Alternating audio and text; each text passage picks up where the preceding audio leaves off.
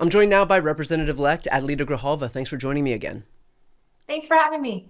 So the one silver lining of the fact that we saw Democrats cave to Republicans in this shutdown fight is that now it looks like the House is going to reopen if this bill does go ahead and pass, and you will be sworn in. Is there any indication when that might happen? Or conversely, is there any concern that Mike Johnson will still find a new excuse now not to swear you in? I don't have a definitive date. I was on a media interview literally right after Speaker Johnson, and he did say publicly that the first order of business would be to swear me in. And so my hope is that he doesn't go back on that, but we don't know if it'll be Wednesday, Thursday. No one's giving any of us any definitive date or time. Okay, so can you walk us through the process of this discharge petition? What do we expect to happen, given that I assume one of your first orders of business will be to sign this thing? Yes, it will be. So when I sign, that's the 218th signer, and my understanding is a member of Congress, I believe Representative McGovern, will call the vote, something like that, as far as like the order of. So Speaker Johnson could have us all vote on the issue right away. I don't anticipate that happening. I think that he's going to exhaust the 7 days that he has per statute, all of the rules, and then it will come to a vote. Unless he tries to come up with some other way to avoid this vote, which he has done in the past, and by closing session early for members of Congress by a week in order to avoid this vote. So I know that this is not something that they're looking forward to. On a little bit of a different topic here, but still sticking with the idea of discharge petitions, as it relates to this broader shutdown, we know that there was a guarantee of a vote in the text of this compromise. There was a guarantee of the vote in the Senate, but there was no guarantee that even if this thing passed the Senate, that it would ever come up for a vote in the House. And again, you know better than anyone that if Mike Johnson doesn't want something to come to the floor, he just won't bring it to the floor.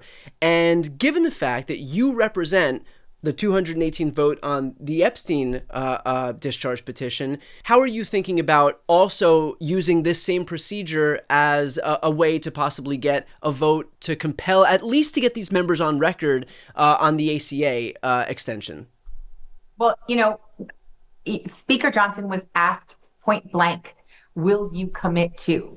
And he danced around that, never gave a definitive answer. And so I don't anticipate that a vote on the ACA will come. And I do believe that any movement in that direction is going to have to come from a discharge petition. And what's really so frustrating about all of this is, the Republicans have been complaining about the ACA and Obamacare since 2010. Yeah. And they've had 15 years to work on something better. 15 years. And here we are still doing these piecemeal requests. It's frustrating.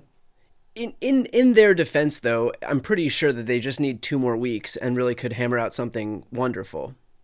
Right. Well, and that's sort of the argument, right? You're going to go ahead and commit to having a vote, to having a discussion. That doesn't mean it's going to pass. It doesn't mean that there'll be any support at all.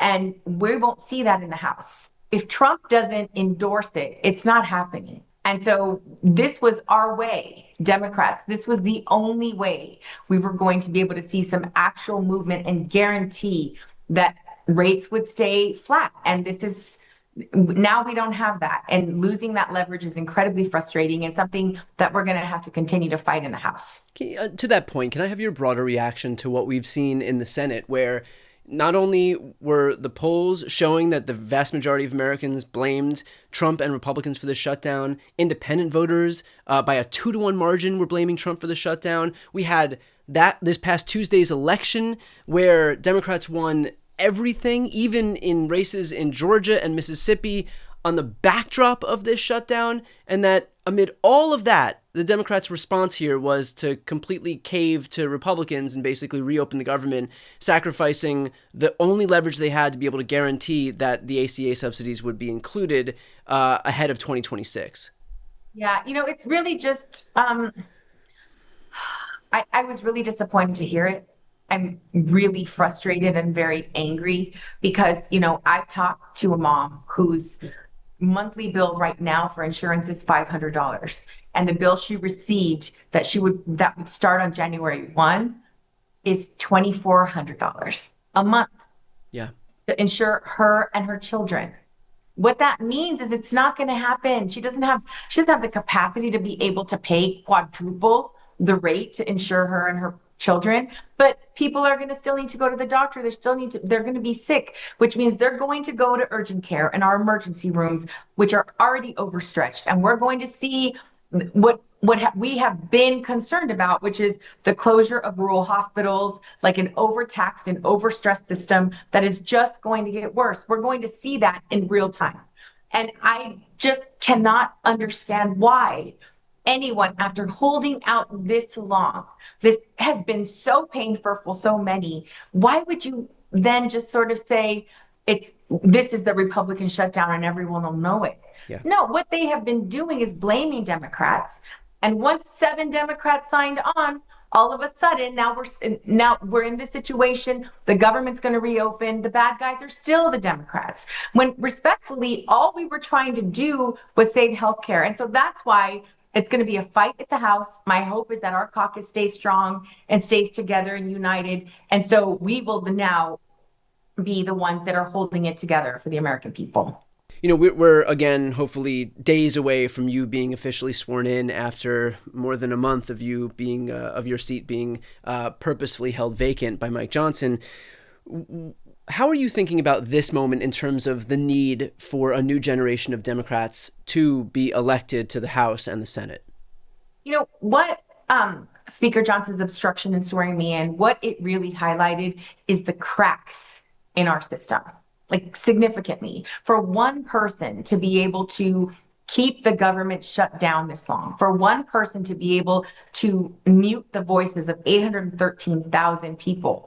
I mean, this should never, ever happen again. And what we should be very concerned about, if we care about the Constitution at all and our democracy at all, is that when we look back at this moment, he's already set the precedent to be able to do this again and again. And so we have to make sure that this never happens. And to have the government shut down for the longest period of time and have no real answers. I mean, all they've done is piecemeal budgets.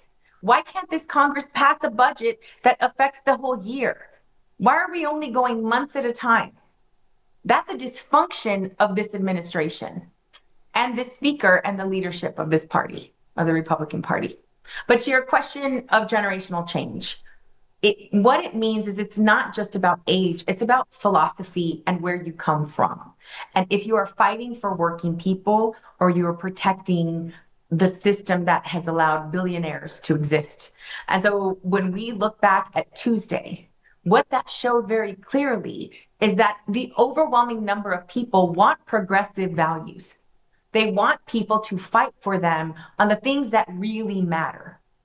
And that's why I feel very excited about the midterms. As long as Democrats can continue to do what we promised and fight for working families and for affordability and for rights of every individual, then we have an advantage because that's what the American people want to see us doing. And that's what they want for themselves and generations to come.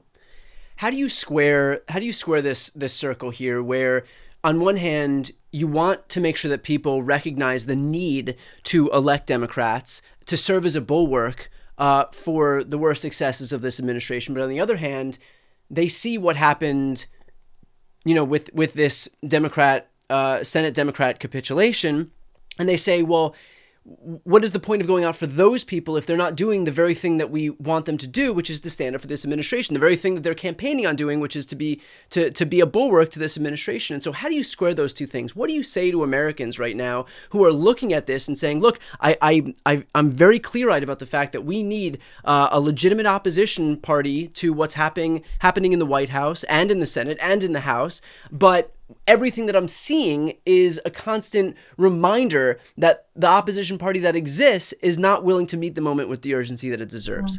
Yeah, I think that when we look at what has happened in the last couple of days, the weight of this shutdown is, well, that's what we're hearing overwhelmingly. So I can't speak to these Senate Democrats that are wherever they live and they're dealing with the realities of what they're dealing with, but their constituents are going to be mad. Their constituents are going to be outraged at the fact that we were within reach of some actual progress, and they chose to walk away from the opportunity in order to, appease a handful of people. Overwhelmingly, I feel like we had history on our side, and we still do. Think that, when you're looking at generational change, some of the most progressive people I know are older people. It's what are we willing to fight for and how we're going to get there. And we do need leaders that are willing to make the tough decisions. We do need leaders that are willing to stand up, and we need leaders that are looking past themselves and for generations to come. And I feel like for me, it makes it a lot easier because I have 3 kids who are 18, 16, and 14.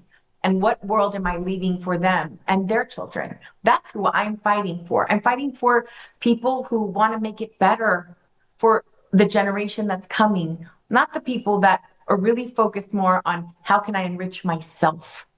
And we have a lot of politicians in DC, and we need more public servants. So that's who I'm hopeful is getting elected. Those are the people that I get excited about hearing. Those are the people that won in really tough races that didn't have a shot, like Mamdani. They dismissed him right away.